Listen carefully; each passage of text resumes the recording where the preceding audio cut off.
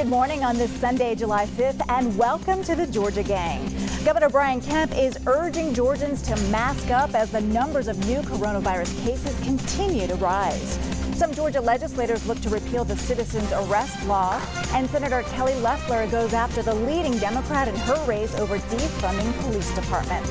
Theron, Phil, Janelle, and Kathy are all here joining us from their homes. The debate and discussion begin right now.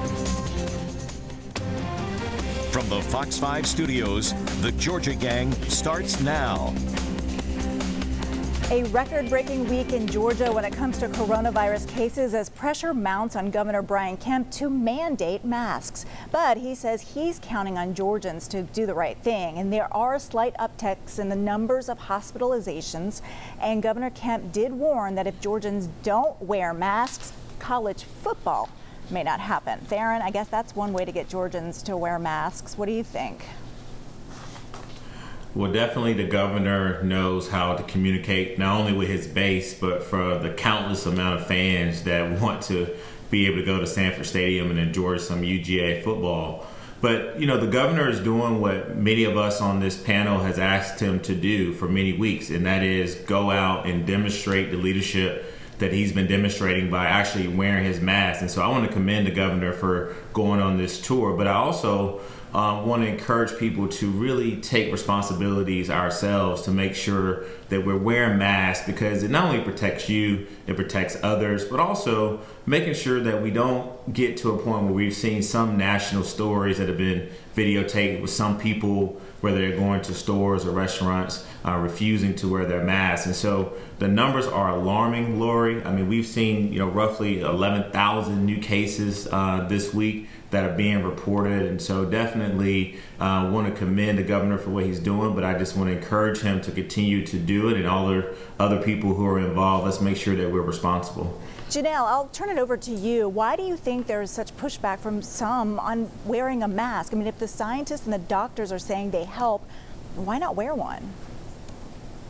So I don't think the pushback is coming as it relates to wearing the mask in general. I think the pushback is when you start talking about mandating the mask. And what's interesting is that a lot of the people who are wanting the governor to create a mandate as it relates to the mask are individuals who sat quietly for the past 3 weeks, as we saw people congregate in groups of hundreds and thousands with and without masks and not social distancing. So I think the problem is that when you start telling people that they have to do something, especially when it comes to their health, I think that's where people get upset. Unless you're prepared to start arresting people for exercising their constitutional right to refuse this mandate, then I think we need to move forward. I love the fact that the governor is encouraging people to wear their masks. I do believe that if you are in a public place and you are asked to wear your mask, that you should just wear it. I'm not a fan of the mask, but if this is what's required, I'll do it in a certain place.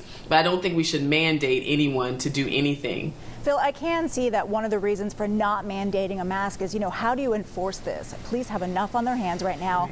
Making them write tickets for mask violators seems a little bit difficult, but we saw the mayor of Savannah is requiring it. So what are your thoughts?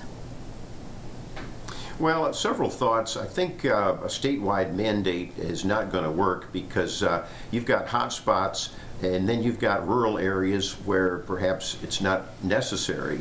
And so I do think this, though. I think the Independence Day weekend that's coming up and going to pass is going to be critical. And I think going back to what the governor is saying, yes, if you feel uncomfortable and if you have some health issues, if you're elderly, by all means wear a mask. But I think it goes to people of all ages now, especially in the workplace. If you don't have to go back to the workplace and deal with people, keep working remotely.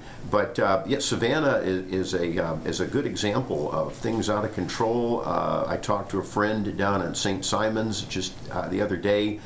They've closed restaurants and bars. There's a lot of young people that are just crowding into bars, for example, and not practicing social distancing or the masks. And so I can understand why the governor has gone on this tour. Yes, I think all of us on the panel had asked him to get a little more forceful and take leadership, and he is doing that. But I think we might have to pivot over the next week or two. And final thought, about hospitalizations. We cannot have a situation where we're overcrowding the hospitals, and we've got to watch that. And Kathy, let's talk about that, because thank goodness, at least right now, thank God that the hospitalizations are not keeping pace with the spike that we've seen in cases and also the number of deaths. But, you know, those seem to lag about 1 to 2 weeks behind. You know, what do you think about the mask situation and just about the numbers in general that we're seeing right now? Well, I think it's horrible, and I think that people need to take this very seriously. It is not going to go away unless people take action. Sources that I talk to that work in the hospital situations tell me that by next week they think they'll start to be overwhelmed, that they're going to be opening up the emergency facilities in the next couple of days. And once that happens, you know, even if everybody does what they need to be doing, it will take weeks, if not months, to start to bring those numbers back down. So there's, you know, it's kind of already baked that we're going to see more increases, and it will take probably the rest of July to see that number come down if people really start doing what they need to be doing. So I would say, yes, everybody needs to take personal responsibility, but I hope the governor will start to implement some kind of like red light, green light for counties, and in those red zones, implement stricter rules, like, you know, you can't enter a business if you're not wearing a mask, or other kinds of things, because we've got to support the people who want to do the right thing. And people get lots and lots of things mandated. You can't drink and drive, you got to wear seat belts, you're not supposed to talk on your phone when you're operating equipment, and people seem to you know, understand the reasoning for that, and we have to understand the reasoning for this.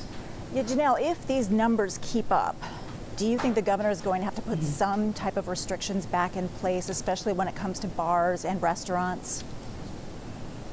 Yeah, absolutely. I see that happening if we begin to overwhelm the hospitals. I think that's the key factor, is to keep watching that, as well as deaths. I know that I know in some counties the death rate has been declining, even though the cases are going up. But absolutely, if we, and that this is why I think we should again reinforce personal responsibility as it relates to doing the right thing, rather than having to, you know, police everyone into taking care of their own health. Theron, you know, some critics are saying to the governor, we told you so, you opened up too soon, but really, are those accusations fair when other states that had more restrictions are also surging? Well, Lori, you remember I sort of said this was not the time a few weeks ago to sort of start, you know, picking winners and losers, and definitely wasn't making anyone a winner or a loser. But, you know, we had to be very careful about the praise that we were giving to leaders that were involved in this sort of phased reopening. We knew that there was going to be another spike in cases because the data lags roughly about 2 weeks. What we didn't know, Lori, is that it was going to be this significant. And so I think the criticism that the governor is receiving, I think they anticipated it. And I think that going next to the next week or two, if the numbers are not going down, then I think you're going to continue to see more criticism, not just from Democrats, but for Republicans. But what we've got to do now is that we've got to make sure that we all come together to make sure that we're being responsible. And then lastly, we got to give Mayor Johnson in Savannah a lot of credit. He stepped up to the plate. Like Phil, I've talked to a lot of folks in that sort of surrounding area. And so he is not trying to be combative with the governor. A lot of people in the media are trying to wage a war between the two of them, but want to give him a lot of respect and praise for what he was able to do by mandating that people wear masks in Savannah. Phil, we'll give you just a quick last word on this. Well, we can't close the state down again. That the flip side of the coin is that we have still a lot of people hurting, bills are piling up, and people have to get back to work. Just the other day, the Trump administration had good news with, in June, over 4 million new jobs were created, busting all expectations, and Georgia is doing that too. But I think all of the panelists have made some good points. I'm not for a statewide mandating of masks, but I do think, as I said, after the Independence Day weekend, give it a week or two, and we've got to watch hospitalizations. And then there's nothing wrong with our elected leadership pivoting. If there's hot spots, let's address them. All right, all good points, everyone. Thank you. Well, coming up, now that Georgia's hate crimes law is on the books, some are now looking at citizens' arrests. We'll discuss right after the break. Have a question or comment for the Georgia Gang? Email them at georgiagang@foxtv.com. After the death of Ahmaud Arbery in Brunswick, some lawmakers want to hold hearings about Georgia's citizens arrest law. Phil, this comes now that Georgia's hate crimes law is official. What are your thoughts about this?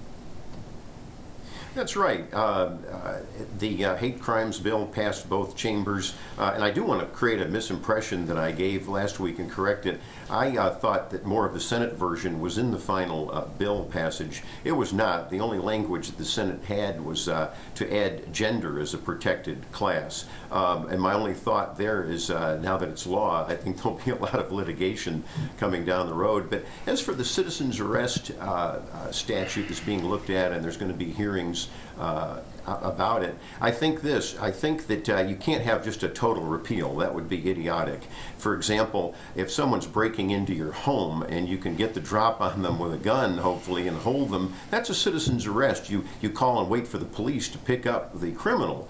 And if you are going to look at it, and I don't mind looking at it and having hearings, but it seems to me at the very least you would have to have a carve-out for protecting your private property in your home. Kathy, this citizens arrest law dates back to the 1860s, so should citizens be allowed to detain someone if they witness a crime? Well, generally speaking, I don't think so, because I think that, as we saw in the Ahmaud Arbery case, we had people, and I'm being generous here, who said they thought they witnessed a crime of some sort and needed to take matters into their own hands, and they were wrong, and there was a deadly outcome. And as I'm saying, I'm being generous about my description of this. I think, that needs to be repealed, but I think to Phil's point about stand your ground laws, which have implications for people entering your home, that's one thing. But the General Assembly here and other states across the country in recent years repealed a key piece of stand your ground, which is the duty to retreat if you can safely do so. And that has led to a lot of shooting death, shooting injuries, and other things where people pursued someone versus retreating when they could safely do so. And so we've really got to look at the repercussions of all of these. Another thing we ought to be looking at is open carry. We've got people right now in this volatile situation, carrying, submachine guns and other kinds of just general weaponry.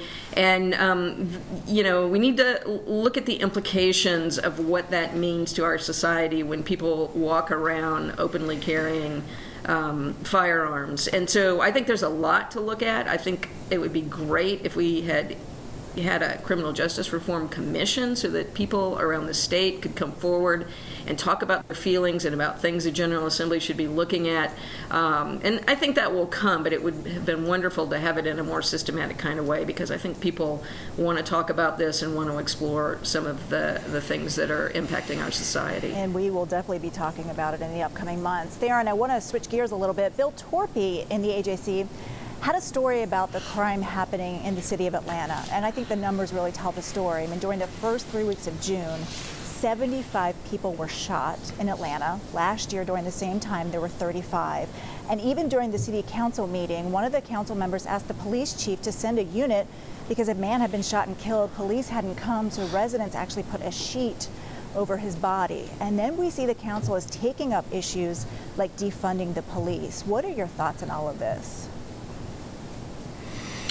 Well, I have a lot of thoughts on this one, Lori, but I think the first thing we got to do as citizens of Atlanta is that we got to acknowledge that crime is not only up in Atlanta, but it's up, across the country. If you look at stats that I reviewed this week in Mecklenburg County, Charlotte, and also compared to what's going on in Memphis, this is a problem that a lot of chief of police and mayors are facing all across the country.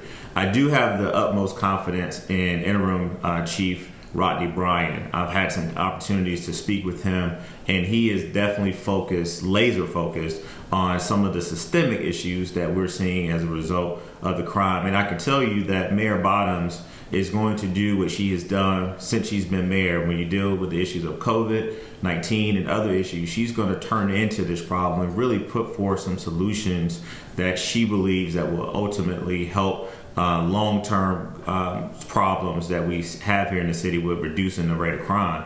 And in regards to defunding the police, I would just say that the citizens of Atlanta really need to check the vote and look at those council members who voted to support the resolution on the ordinance that was put on the agenda. It wasn't a total defunding, but it was definitely, as Phil and I talked about last week, taking some money away until there was an evaluation phase in that. So there were some members of the council that felt very strongly about that. Thankfully, it was voted down, and we can continue to move forward to try to really make sure that our men and women along the police department in Atlanta feel supported. But I would tell you this, is that crime is going to continue to be a challenge for all of us in the city of Atlanta. And I got to make sure that, we continue to communicate this with the facts, but also make sure that we support this administration and the council and the chief of police as we try to deal with this issue. Janelle, what do you think about those council members who voted to defund the police? What are your thoughts on this issue?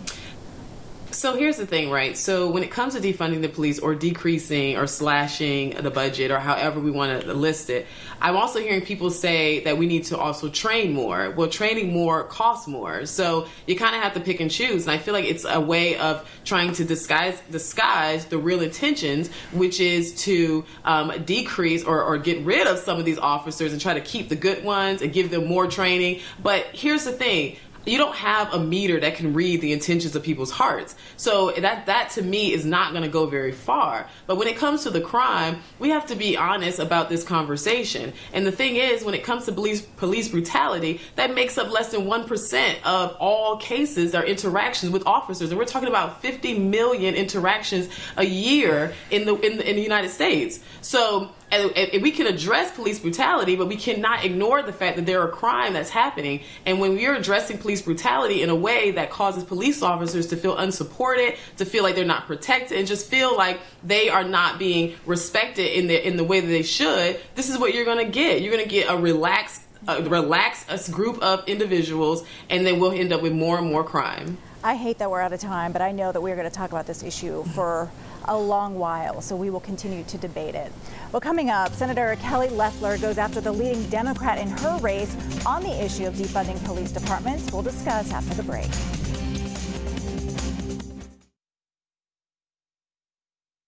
Join the discussion on the Georgia Gang Facebook page and watch past episodes on the Georgia Gang YouTube channel. Incumbent Republican Senator Kelly Leffler goes after Raphael Warnock on the issue of slashing law enforcement budgets. Kathy, we've seen Republicans using this issue as a strategy to go after Democrats. What do you think? Well, I've thought defund the police is probably not great messaging. I get the sentiment behind it, and I think that's the part that we're going to have to make sure we clarify, and that we kind of don't get stuck behind just phrases. It is really important for us to reimagine what policing is like, and I would go so far as to say I think our police department is extremely burdened by having the responsibility to manage situations where people with mental illness or addictions or other kinds of things where the harm is to themselves, not others. And I think that, we've got to have a really broad conversation about that. So I hope as we get into this campaign, we sort of don't get into like, you're hanging with people that haven't got the strongest messaging, or you're doing this or that. But let's get into the issues and talk about what it means, because we are at a incredibly important time in this country on so many fronts, and we owe it to people to speak directly about what the problems are and what the potential solutions are. Phil, Senator Leffler's campaign basically accused Raphael Warnock of staying silent on the message. I've never known him to be silent on any issue. So what do you think about that strategy? That's right. Raphael Warnock is a motor mouth, and he is being silent on this issue. It's a disgrace and it's a soft spot politically for liberals and Democrats. I think it cuts across all political lines when people want public safety. I know the 8 city councilmen that stopped the defunding just a couple weeks ago said, look, my black and white constituents don't want drug pushers on their corners. They don't want lawlessness and looting. And so I hope that those 8 stay strong, and maybe some of those the liberals that wanted to defund the police realize that it's terrible for morale. And I have to criticize, and I'm sure this will get in the political arena soon, the Mayor Bottoms. She needs to clearly state right now that she'll respect due process for any police officer in Atlanta that is involved in a shooting. And I was glad to hear Kathy say recently that, yeah, let's wait for, say, the GBI investigation or an internal investigation before you just summarily fire an officer in those incidents. So I think it's a great political issue. It's a needed political issue. And if you're not angry about permissiveness, you're not paying attention. Darren, I want to get you to respond to Phil's comments, but I just want to point out motor mouth. Phil, those were your words, not mine. Darren, weigh in on this. Yeah, definitely. I don't think that Reverend Raphael Warnock is a motor mouth. He has come out and said that he wants to support the process of reimagining policing. He's also talked about reimagining the relationships between law enforcement and communities. And so to basically infer that he hasn't said anything about this issue, which quite frankly, he's talked about how he just recently had a brother who was released from jail. He's talked about some of the issues that he's faced as a black man in Georgia with police officers, good and bad. And so this is definitely an issue that he has not been silent on. But what's interesting, Lori, is that Senator Leffler is now going out there with Reverend Warnock at a time which he spent an enormous amount of time going after Congressman Doug Collins. And so the strategy is interesting there. And then real quick pushback on Phil with Mayor Bottoms. Listen, Mayor Bottoms definitely respects due process. The firing of the officers definitely was due process. They looked over countless amount of footage, talked to a lot of different people to make sure that those firings were just. And so to sort of infer that she doesn't support police officers and doesn't support due process is just blatantly false. And so I definitely wanted to take a moment to kind of push back on that with Phil. Phil, I saw you shaking your head. Well, I have to push back on Theron. I have to push back on Theron. 8 officers were not done right. You can still make a final punishment determination, but don't just summarily fire people. That's why morale is low and crime is rising. Yeah. All right, guys, we will. But one of the things, Lori, go ahead, real quick. Real quick, Phil complimented the mayor of Atlanta when she gave them the largest pay raise that they've ever gotten in the history of Atlanta. And so I think, Phil, you supported the mayor's decision then to support police officers. I think you should support it now. All right, let's finish this on Facebook. Well, I did like the pay raise. All right, y'all can make them winners and losers. And that's what will be next. Stay tuned, everyone. Time now for the week's winners and losers. 3 minutes, gang, and we will start with Janelle. All right, so my first winner is my dad. Happy birthday to my dad. His birthday was on Friday, July 3rd. So I love you, Daddy, and hope you enjoyed your day. And then my second winner is the economy. I know President Trump just announced that we are seeing a strong June. As far as the jobs reporting, we're almost at 5 million jobs, which is dropping our unemployment from 13.3% to 11.1%. And because I didn't get in on the last conversation, my loser is Reverend Raphael Warnock, because even though I am an honorary co-chair for Senator Leffler's campaign, but I'm speaking as a voter. He's my loser because I don't think he spoke a lot about the coronavirus at all. And any leader who doesn't speak on these issues, no matter what your stance is, to me, it's just not a sign of leadership. It's a sign of weakness. All right. Well, happy birthday to your dad as well. And Kathy, over to you. Thanks. Listen, happy 4th weekend, everybody. I've got my lucky barbecue by myself in my yard, Hawaiian-ish shirt on in celebration. I tried to get a definitive list of the retiring Democrats from the Georgia General Assembly. I couldn't come up with that in time for the show, but I do want to recognize Representatives Pat Gardner and Mabel Thomas for their service to the citizens of Atlanta in particular, and their service in the General Assembly for, I think, over 20 years each, and Senator Steve Henson, the Senate Minority Leader, who also is retiring after long service to the citizens of Georgia. And thank y'all for the work that you've done and the work that I know you'll do now that you got more free time. Yes, congrats to all of them. And Phil, your turn. Well, I want to make the loser getting on the crime issue again, Fulton County District Attorney Paul Howard, and the fact that he criminally charged 2 officers even before the GBI had finished the investigation in that taser incident with the escaped multi-convicted felon. But my winner I want to talk about is the Independence Day celebrations we just had, and it created a great constitutional republic. Was it perfect? No, but it evolves, and it's still, I think, the best system in the world, and why people want to break into this country to enjoy the American dream. All right, Theron, I got about 45 seconds. Go. Definitely want to offer my condolences to the family of State Supreme Court Judge Horace Johnson Jr. Unfortunately, he lost his life this week. And then secondly, I want to make my winner GF Sports and Eddie Gonzalez. They're bringing tennis back this 4th of July weekend at the Lifetime Athletics facility in Peachtree Corners. Wow. So I definitely want to make them a winner. Awesome. It's nice to see some sports getting back in action after all of this. And we thank you all so much for joining us on this July 4th weekend. We hope you all have a great week, and we will see you again next week. Bye-bye, everyone. The opinions expressed in this broadcast are those of the panelists appearing in this program.